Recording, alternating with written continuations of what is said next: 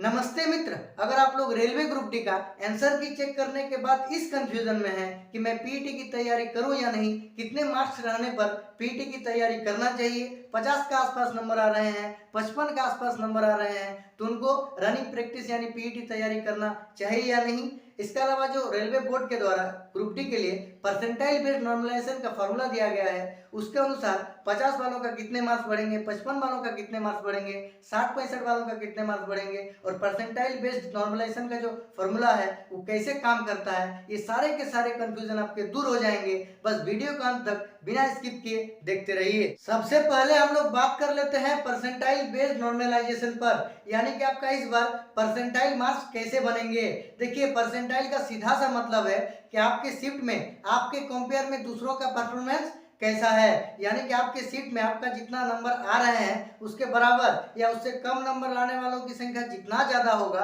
उतने ही ज्यादा आपको फायदा होगा, और आपका जितना मार्क्स आ रहा है उससे ज्यादा मार्क्स लाने वालों की संख्या आपके शिफ्ट में जितना ज्यादा होगा उतना ही आपको घाटा होगा। इसका जो परसेंटाइल का फॉर्मूला है वो ये कहता है कि आपका जितना मार्क्स आ रहा है उसके बराबर और उससे कम मार्क्स लाने वालों की संख्या को ऊपर में रखा जाएगा, और इसके अलावा आपका जो डिवाइड करके आपके शिफ्ट में जितने विद्यार्थी पार्टिसिपेट किए थे, जितने विद्यार्थी बैठे थे, उसको नीचे रखा जाएगा और मल्टीप्लाई 100 कर दिया जाएगा, और जो निकल कर आएगा वही आपका परसेंटाइल मार्क्स हुआ। अब एक एग्जांपल के माध्यम से इसको समझने का हम लोग प्रयास करते हैं। देखिए, मान लेते हैं किसी विद्यार्थी का मार्क्स 55 है और उसके शिफ्ट में 1000 विद्यार्थी पार्टिसिपेट किए थे, यानी कि 1000 स्टूडेंट बैठे थे। अब इसमें हो सकता है कि इसके शिफ्ट में क्वेश्चन लेवल जो था वो बहुत टफ था और क्वालिटी ऑफ स्टूडेंट भी उतने अच्छे नहीं थे, इसलिए 55 से ज्यादा मार्क्स लाने वालों की संख्या मात्र 1000 में 185 है, यानी कि 55 या 55 से कम नंबर लाने वालों की संख्या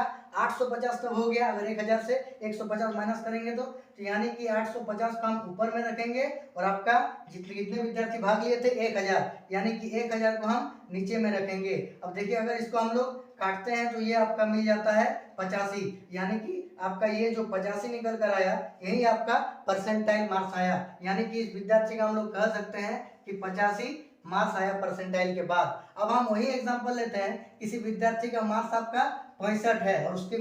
उसके शिफ्ट में भी आपका 1000 स्टूडेंट ही पार्टिसिपेट किए थे। अब हो सकता है कि इसके शिफ्ट के क्वेश्चन भी इजी थे और क्वालिटी ऑफ स्टूडेंट भी बहुत अच्छे थे, इसलिए 65 से ज्यादा नंबर लाने वालों की संख्या 1000 में लगभग 200 थी। 200 था, तो अगर 200 ज्यादा था 65 से ज्यादा नंबर लाने वालों की संख्या, यानी कि 65 या 65 से कम नंबर लाने वालों की संख्या 800 तब होंगे। तो अगर 800 बटा जितने विद्यार्थी भाग लिए थे, 1000 विद्यार्थी शिफ्ट में बैठे थे, तो 1000 और गुना अगर 100 करते हैं और इसको अगर हम लोग निकालते हैं तो देखिए ये दोनों चल गया, ये चल गया, यानी कि आपका इसमें 80 जो है 80 परसेंटाइल स्कोर निकल के आ गया। इसका 55 रॉ मार्क्स होने के बावजूद भी इसका जो परसेंटाइल स्कोर आया वो 85 आ गया, इसका 65 के बावजूद भी इसका 80 परसेंटाइल स्कोर हुआ।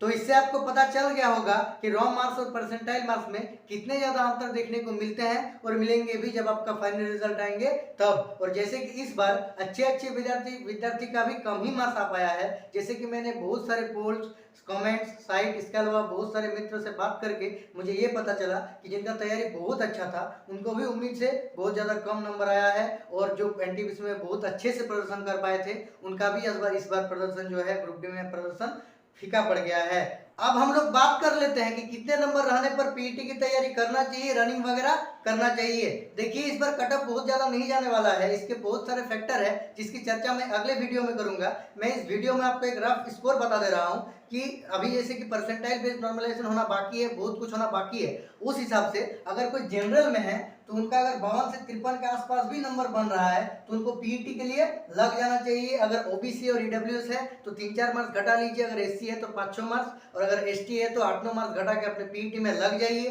क्योंकि पिछले बार बहुत सारे मित्र के साथ ऐसे हुआ था कि आपका उसका कम मार्क्स था जिसके वजह से वो पीईटी के लिए तैयारी नहीं किए थे, जिसके बाद रिजल्ट होने के बाद उनका नॉर्मलाइजेशन में मार्क्स बढ़ गया था और उसका रिजल्ट हो गया था, फिर 20 से 25 दिन में अपने आप को पीईटी के लिए तैयार नहीं कर पाए, क्योंकि रिजल्ट के बाद बहुत कम समय मिलता है, उसमें अपने आप को पीईटी के लिए तैयार करना बहुत ज्यादा टफ हो जाता है। तो आपके साथ ऐसे नहीं होना चाहिए। 2 से 3 साल से आप इसके लिए तैयारी कर रहे हैं और अगर 1 महीना कर लेते हैं तो इसमें कोई दिक्कत नहीं है। ऐसे भी कुछ ज़्यादा करना ही नहीं है, सुबह उठ के सिर्फ आधा से 1 घंटा दौड़ जाना है। ऐसे भी बहुत सारे व्यक्ति अपने शरीर को फिट रखने के लिए वो करते ही हैं। तो इससे आपका शरीर गल नहीं जाएगा। लेकिन अगर आपका हो जाता है रिजल्ट, आप पीटी के लिए तैयार नहीं रह पाते हैं, तो इतना पछताइएगा कि इसका कोई सीमा नहीं है। हाँ, लास्ट सीमा तक पहुंच जाएगा पछताने का। अगर आपको जानकारी अच्छा लगा हो तो चैनल को सब्सक्राइब कर दीजिए, क्योंकि मैं इस चैनल के माध्यम से पीटी यानी 1000 मीटर रनिंग और 35 केजी वेट रनिंग के बारे में लगातार वीडियो अपलोड कर रहा हूं, उससे संबंधित जानकारियां दे रहा हूं। और नेक्स्ट वीडियो में और ज़्यादा डाटा कलेक्ट करने के बाद, और ज़्यादा इन्फॉर्मेशन और एनालाइज करने के बाद एक वीडियो लाऊंगा सेफ स्कोर और कटअप से रिलेटेड। इसके लिए आपको भी थोड़ा मेहनत करना है। आप अपना जो है मार्क्स,